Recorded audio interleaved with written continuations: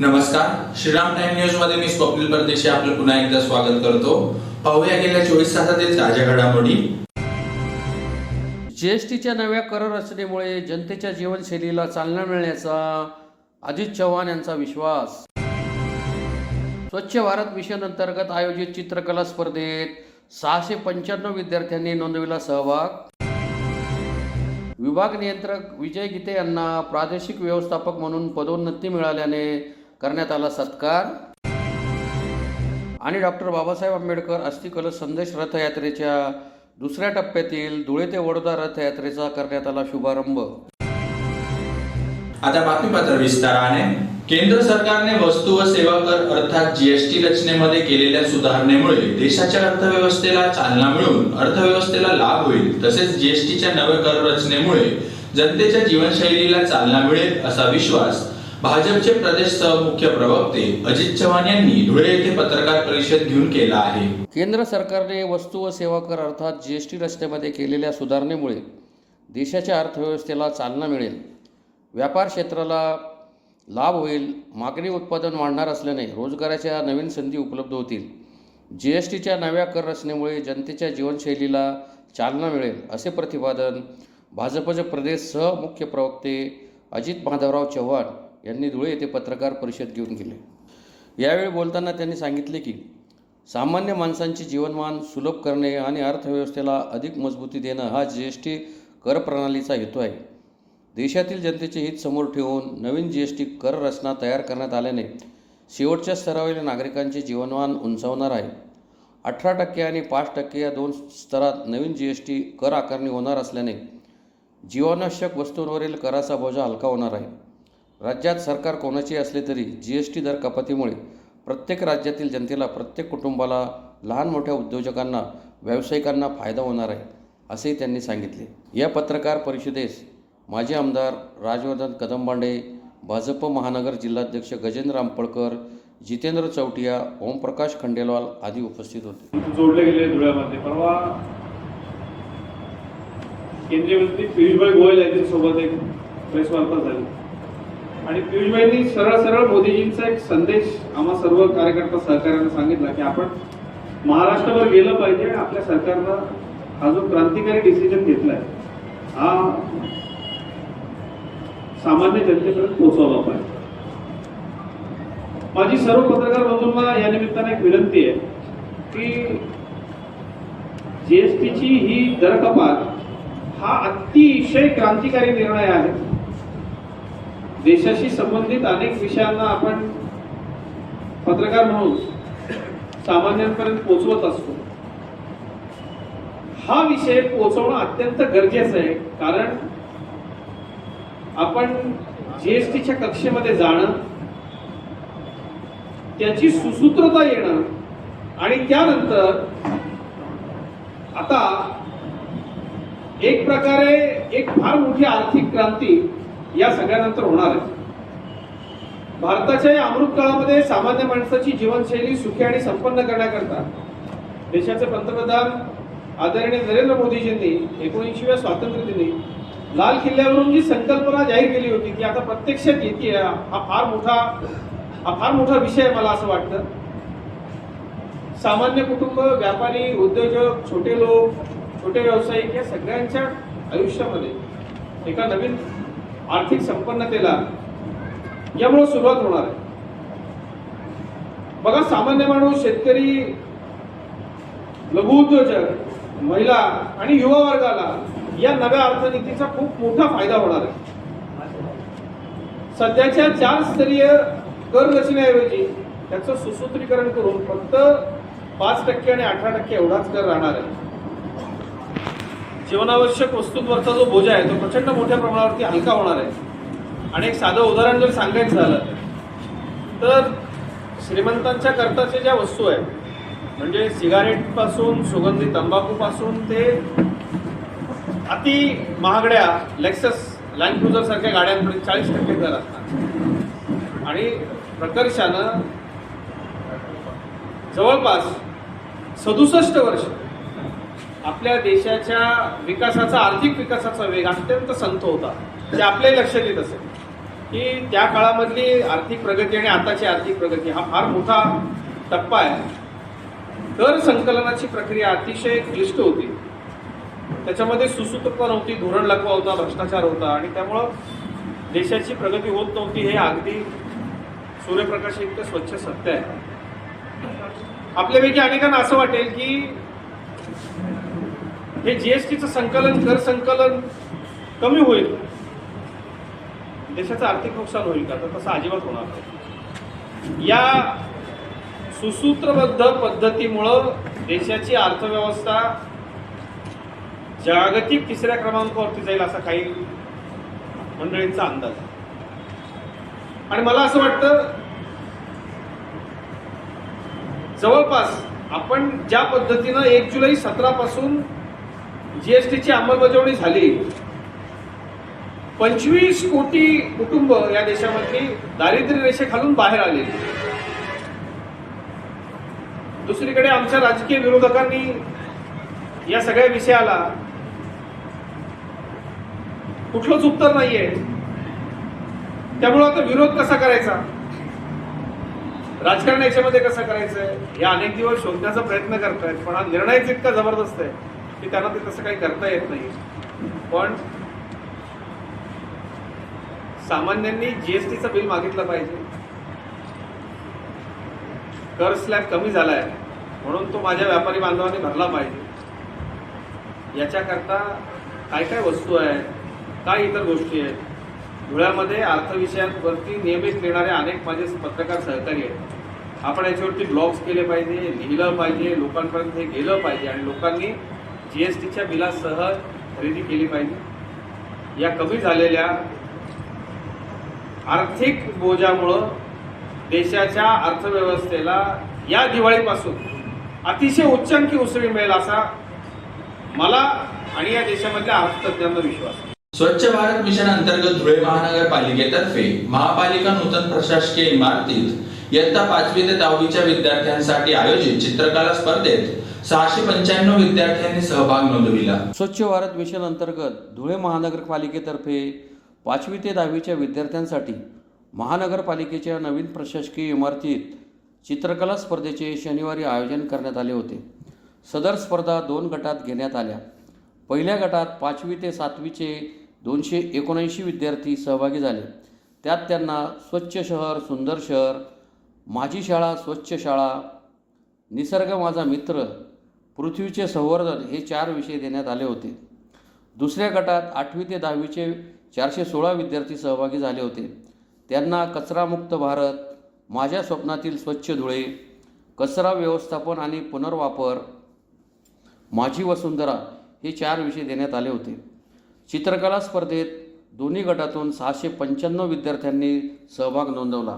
विजयी स्पर्धकांना 2 ऑक्टोबर महात्मा गांधी जयंती दिनी बक्षिसांचे वितरण करण्यात येणार आहे. यावेळी स्वच्छता निरीक्षक महेंद्र ठाकरे, जुनेद अन्सारी, घनश्याम जाधव, सिद्धांत जकातदार, उमेश मगर, रोहित वाघ, चंद्रकांत जाधव, गजानन चौधरी, रतन निरगुडे, मनीष आघाव आदी उपस्थित होते. हा पंधरवाडा आयोजित करण्यात आला आहे. त्या अंतर्गत धुळे महापालिकेमार्फत विविध कार्यक्रमांचं आयोजन करण्यात आलं आहे. त्या अंतर्गत आज 20 सप्टेंबर रोजी चित्रकला स्पर्धेचं धुळे महापालिकेच्या नवीन प्रशासकीय इमारत चित्रकला स्पर्धा होत आहे. त्यात एकूण 695 विद्यार्थ्यांनी भाग घेतला आहे. त्यात 5वी ते 7वी पहिला गट व 8वी ते 10वी दुसरा गट, यात एकूण 695 विद्यार्थ्यांनी भाग घेतला आहे. यांना 2 ऑक्टोबर रोजी महात्मा गांधी यांच्या जयंती दिनानिमित्त पुरस्कार देण्यात येणार आहे. पुरस्काराचे स्वरूप काय? प्रथम स्वरूप 5वी ते 7वी गटासाठी प्रथम 3,000 रुपये, द्वितीय 2,000 रुपये आणि तृतीय 1,000 रुपये आणि त्यासोबत प्रमाणपत्र आणि सर्व सहभागी विद्यार्थ्यांना प्रमाणपत्र देण्यात येणार आहेत. हा सर्व कार्यक्रम माननीय आयुक्त तथा प्रशासक अमिता दगडे पाटील मॅडम यांच्या मार्गदर्शनाखाली व माननीय उपायुक्त सर हेमंत निकम सर यांच्या मार्गदर्शनाखाली चालू आहे. यात आम्ही सर्व स्वच्छता निरीक्षक, सर्व महापालिकेचा स्टाफ, नगर सचिव मनोज वाघ सर, अनिल साळुंके सर यांचे मोलाचे मार्गदर्शन लाभत आहे. धुळे शहर या निमित्ताने एक स्पर्धा, चित्रकला स्पर्धा धुळे शहरामध्ये राबवली गेली. अतिशय सुरेख अशी स्पर्धा या ठिकाणी महानगरपालिकेने आयोजित केली आहे. की खरंच मुलांच्या जे कलागुण आहेत त्याला एक छान वाव आणि धुळे शहर अधिक सुंदर कसं होईल या दृष्टिकोनातून त्यांच्या काय कल्पना आहेत, या सगळ्या कल्पना या रंगरूपातनं चित्रातनं विद्यार्थ्यांनी आपल्या मांडल्या आहेत आणि त्याचा नक्कीच फायदा आज सुंदर धुळे, स्वच्छ धुळे होण्यासाठी एक मानसिकता पण तयार झाली मुलांची आणि भविष्यात आपलं धुळे शहर कसं असावं या दृष्टिकोनातून पावलं उचलण्यासाठी हा खूप सुंदर उपक्रम खरं तर महानगरपालिकेने आयोजित केला. सर्व आयोजकांचं आणि ज्यांनी ही स्पर्धा यशस्वी व्हावी यासाठी प्रयत्न केले त्या सर्वांचं मनपूर्वक अभिनंदन करतो. धन्यवाद. धुळे येथील राज्य परिवहन विभागाचे विभाग नियंत्रक विजय गीते यांना प्रादेशिक व्यवस्थापक म्हणून पदोन्नती मिळाल्याने त्यांच्या आमदार मंजुळा गावित तसेच राज्य परिवहन विभागाचे अधिकारी व कर्मचाऱ्यांतर्फे सत्कार करीत शुभेच्छा देण्यात आल्या. धुळे येथील राज्य परिवहन विभागाचे विभाग नियंत्रक विजय गीते यांना प्रादेशिक व्यवस्थापक म्हणून पदोन्नती मिळाल्याने त्यांचा आमदार मंजुळा गावित यांच्यासह राज्य परिवहन विभागातील अधिकारी व कर्मचाऱ्यांतर्फे सत्कार करीत पुढील वाटचालीस शुभेच्छा देण्यात आल्या. राज्य परिवहन विभागातील रीतिरिवाजानुसार विजय गीते यांना शासकीय वाहनात सन्मानाने बसून सर्व अधिकारी कर्मचाऱ्यांनी वाहन ओढून गीते यांना ढोल ताशांच्या गजरात निरोप दिला.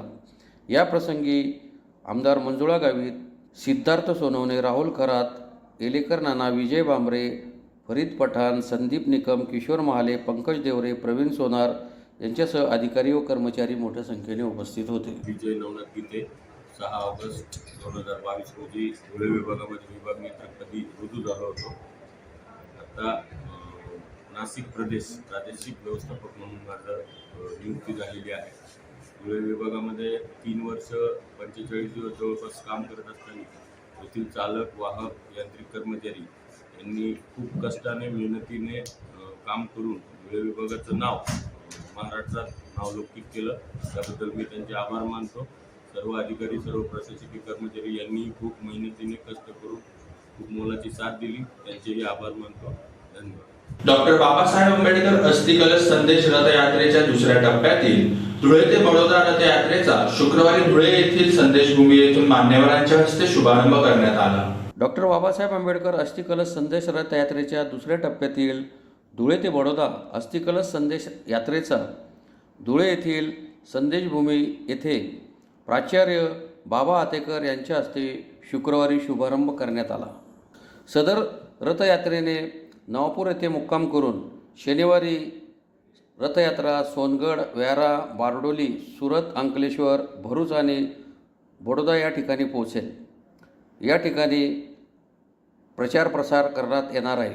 यावेळी जिका गावळे, हरिश्चंद्र लोंढे, बीटी आयरे, देविदास जगताप, मधुकर निकम, यू तायडे, रवींद्र नगराळे, भीमराव बोरसे, राजेंद्र डोडरे, महेंद्र महाले, अमोल सिरसाट यांच्यासह समितीचे सर्व प्रमुख पदाधिकारी उपस्थित होते. या रथयात्रेत दीपक नगराळे, जय सूर्यवंशी, बाळासाहेब आयरे, नाना साळवे, हर्षबोध मोरे, राजेंद्र आयरे, नितीन बिराडे, काशीनाथ शिंदे, संतोष अमृतसागर, दिनेश पगारे, विजय भामरे, अशोक बैसाने आदी सहभागी झालेले आहेत. आज आम्ही संदेशभूमीहून हा जो अस्थिकलश रथ आहे हा गुजरात प्रांताकडे प्रयाण होत आहे आणि या ठिकाणी आदरणीय आयुष्यमान आमचे बाबा आतेकर सर यांच्या हस्ते उद्घाटन झालेले आहे. हा रथ इथून आज मुक्काम नवापूरला आहे आणि इथून नवापूरहून सकाळीच आम्ही सोनगडला जाणार आहे. सोनगडला नाश्ता भोजन आहे. तिथून रॅली काढून परत बाबासाहेब प्रतिमाला हार टाकून हा रथ विहारा जे तापी जिल्हा आहे नवीन त्या ठिकाणी जाईल. तिथे बी बाबासाहेब प्रतिमाला पुष्पमाळा करून आणि पुढे हा रथ बारडोलीला जाणार आहे. बारडोलीला हा त्या ठिकाणी गेस्ट हाऊसमध्ये मुक्काम आहे आणि सकाळी उठून तो बारडोलीला आमचा हॉट आहे.